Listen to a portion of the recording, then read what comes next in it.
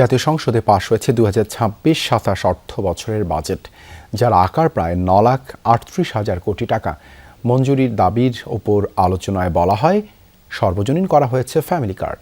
সুবিধা দেওয়ার ক্ষেত্রে দলীয়করণ হবে না। শিক্ষা এবং স্বাস্থ্যসেবার উন্নতির দাবি তোলেন একাধিক সংসদ সদস্য। জানান, রূপপুর পারমাণবিক বিদ্যুৎ কেন্দ্র থেকে আগস্ট মাসের শেষেই মিলবে বিদ্যুৎ। সরকারি ও প্রকল্প ব্যয়ের স্বচ্ছতা নিশ্চিতের প্রতিশ্রুতি দিয়েছেন অর্থমন্ত্রী।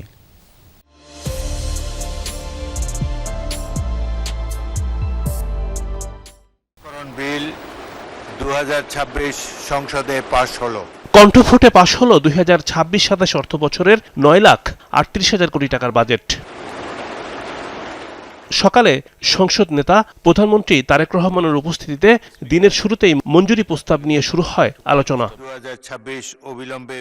এ সময় স্বাস্থ্য শিক্ষা ব্যবস্থার উন্নতিতে সরব হন একাধিক সংসদ সদস্য।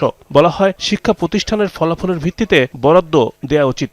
হাসপাতালগুলোতে যেরকম সেবা রোগীদের পাওয়ার কথা, তার আশপাশের সেবা তারা পায় না।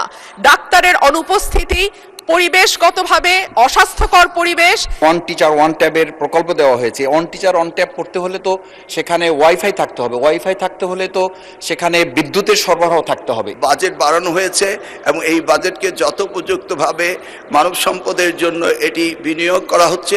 এই বিনিয়োগের জন্য এই ছাঁটাই প্রস্তাবকে গ্রহণ না করে এই বাজেটটি মঞ্জুর করা হোক। প্রকৃত সুবিধাভোগীদের দেয়া হচ্ছে ফ্যামিলি কার্ড। এখানে দলীয়করণ হচ্ছে না বলে জানান সমাজ কল্যাণ মন্ত্রী। জানানো হয়, রূপপুর পারমাণবিক বিদ্যুৎ কেন্দ্র থেকে কাঙ্ক্ষিত সময়ে মিলবে বিদ্যুৎ।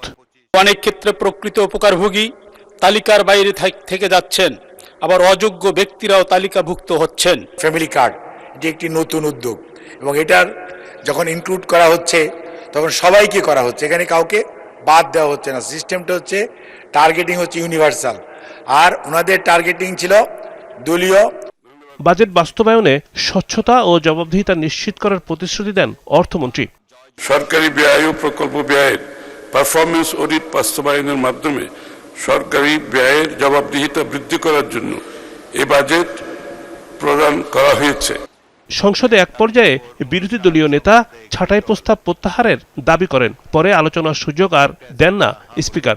মন্ত্রণালয় ও বিভাগের মোট 59টি মঞ্জুরি দাবি উপস্থাপন করা হয়। এরপর সংসদ সদস্যরা পাশ করেন নির্দিষ্টকরণ বিল।